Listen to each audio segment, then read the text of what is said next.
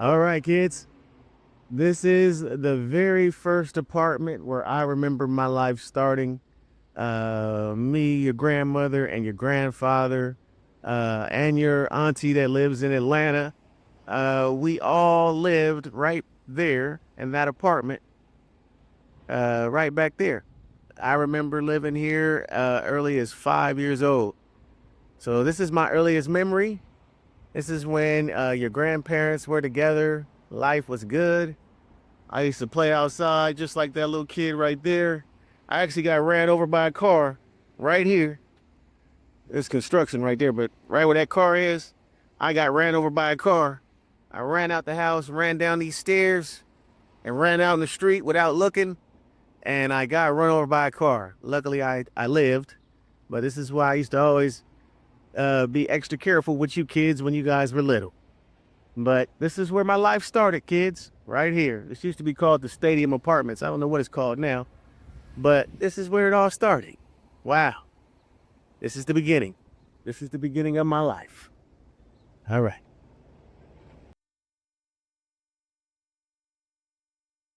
Sad, sad that the both of you use all three of these children solely as pawns for money.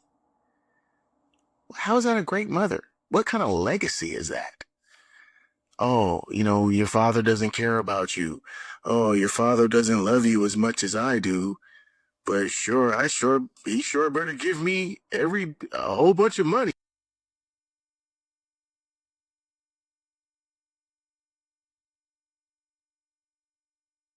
It's what I have experienced with you and Natasha. This is the pattern of behavior that you both express, and it's totally stimulated from your upbringing, from the dysfunctional relationships that your parents had, and you're trying to perpetuate that curse onto our children, and I'm here to break it.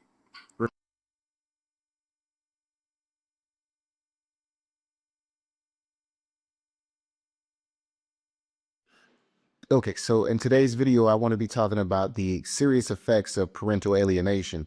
And parental alienation is really triggered by divorce. And divorce is really, unfortunately, a curse that runs deep through both sides of our family. So my grandmother, she was married twice. That's your great grandmother. She married Robert Williams, had 5 children, and then she married Robert Mitchell, and she had 4 children with him. And my mother was the youngest of the 9, my mother being your grandmother. Now, her first marriage was in Texas to Robert Williams, but when she divorced him and she married my grandfather, they moved out here to Seattle back in the early 50s, very late 1940s. And she brought all 5 of her first children with her here. So they were basically alienated from their father, Robert Williams. And then that's where the parental alienation, I believe, begins, at least on my side of our family. And then that permeated over to my mother. My mother, she kept me from my father once they had split up. Now, my mother and my father, your grandparents, they never married. But my mother was still divorced from her previous marriage, and she was married to George Elligan, who is not my father. My father is Warren Black, and we come from that side of the family as far as on my side, on my father's side. But we still carry the name Elligan because that was my mom's last name when she had me, and her and my father never married. Now, also, Natasha, she didn't grow up with her father. She didn't meet her father until she was like, I think 9 or 10, from the story I recall. But she was also alienated from her father, and her mother, Valerie, kept her from her father. She didn't meet him till in Detroit till like she was like 9 or 10. And it was just really a confusing situation for her. And now she's also permeating that same behavior over into our relationship between myself, her, and my daughter Jaden. So we also have my ex-wife Brienne. Brienne, her parents divorced, and she grew up predominantly with her father, as I'll show in my videos here with these clips that, you know, she's always focused on just one parent. She doesn't even comprehend like two functional parents. And it's unfortunate. And this has caused tremendous problems within our family now that we have divorced. And that divorce was also initiated by her. So in this video, I just wanted to share the facts that the generational curse of parental alienation runs deep through both sides of our family. I'm here to help us heal by acknowledging that this is a problem. And I hope that moving forward, we can all just forgive, move forward, and have a healthy relationship with one another as my children go into adulthood, okay? So I hope you enjoy this video. I miss you all. My children I miss, and I love you, and I'll see you soon.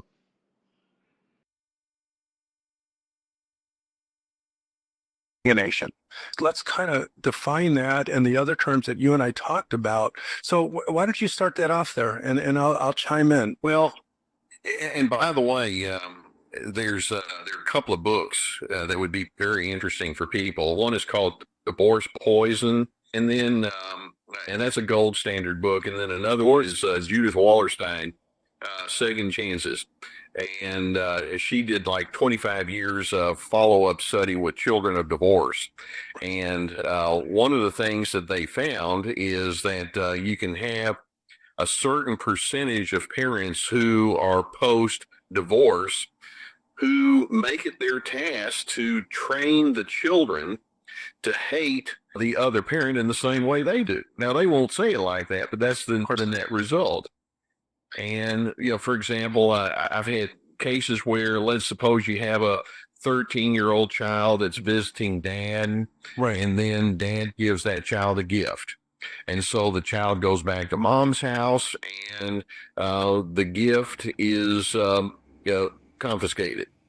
It's like, we don't need that here, or you already have one of those, and little things like that. Or these days, things like having a cell phone, or how much time you spend on the computer, and there's no effort whatsoever to coordinate. It's like, no, what I'm going to do is I'm going to tell you the way it's supposed to be, and if that other parent won't coordinate with me, then they're an idiot, and you need to know how terrible they are, and it's terribly devastating, because the only person in that equation that's really going to be damaged is not mom, and it's not dad. It's going to be the kid. Yeah. But narcissists, when you talk about having self-love deficiency, I actually have spoken about narcissism as being the absence of love. Interesting. And that's a succinct definition that I have. Or another is, narcissism can be defined as the loss of integrity. And it can play out in the way we parent. And so many times, rather than mom and dad saying, okay, our marriage didn't work out, I understand. And by the way, there are times when it's reasonable to go ahead and get a divorce, not because divorce is wonderful, but sometimes marriages can be dysfunctional enough to where we don't need to perpetuate it. I think we need to be judicious. But, mom and dad at that point would need to say, why don't we, at the very least, as we split, let's make this as beneficial to the kid as we possibly can. And even though we may differ, let's show honor and regard toward the other parent to the child, because that's going to benefit the child. And they're actually, and Judith Wallerstein actually shows that when you do that, then you can have good results. Perhaps about a third of them, based on her research, are going to be damaged because the parents just simply can't go that path. There's so many things you said that are so important. First, the term parental alienation. To understand it, you have to understand the inner workings of a narcissist. As we know, they have a personality disorder. So when there is a divorce, there is what I call the supreme mother of all narcissistic injuries.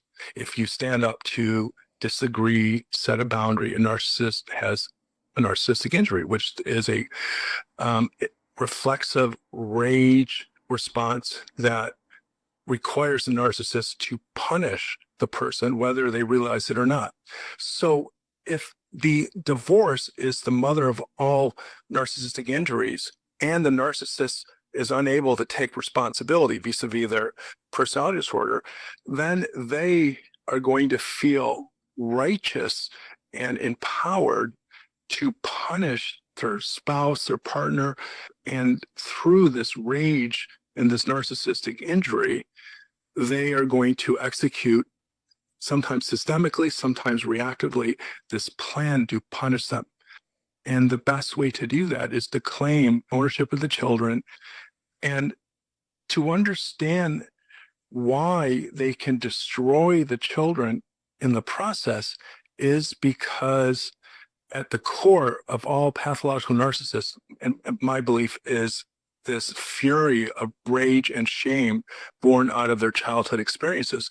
So this rage and fury that they're not connecting to is directing them to punish the person that they believe is hurting them to gain ownership of the objects that their children. Well, and I'm tracking with you, Ross. One of the things. What is your life? You know what that it is your life too. You say I do not understand, but you know what I grew up with my dad only, and I would not want it any other way. So this is why it's clear to me that you do not want me in our children's life, and you prop yourself up as if I didn't give you the life and their life here, as if you've done this all on your own. Because when you've got a master's degree like me, 6 years later, following my lead, and everyone helps you, but at my expense to destroy me and everything that I go to. Another example of the alienation. So if you want more info on your kids, I am the go-to person, as I am the only one taking care of them. So that's example number 3 of stressing and capitalizing only. So more alienation.